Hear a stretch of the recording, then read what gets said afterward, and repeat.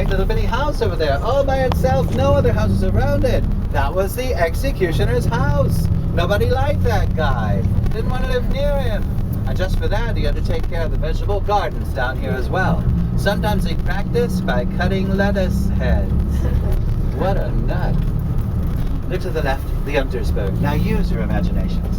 The Untersberg over there is about 6,000 feet high, 2,000 meters. The Untersberg is about 10 kilometers away from Salzburg. Maria ran down that mountain. She ran all the way back to the city to the Abbey in about 3 minutes. This woman was an athlete. And remember, the very last scene of this movie, the Tramp family are in their hiking clothes. They're escaping into Switzerland. Filmed on that same mountain, the Untersberg. There was only one thing wrong with the scene. The Untersberg is half in Austria, the other half is in Germany. They were going the wrong way. Switzerland's about 500 kilometers in that direction. Could you imagine poor little Gretel after all that walking? Well, now you know. These are only some of the liberties Hollywood took with this movie, and that's why those few Austrians that did get a chance to see the movie, they had their doubts.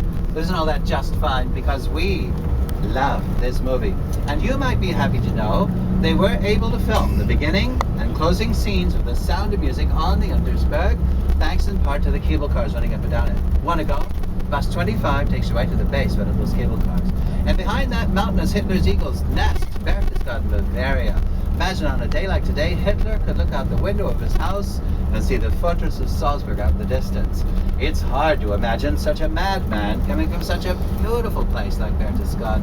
It's unfortunate you can't get up to the eagle's nest now. It's closed for the season because there's a lot of snow up there. Well, we're coming up to our first stop now. Ladies and gentlemen, if you'd like to leave some of your valuables in this bus whenever we get off, feel free.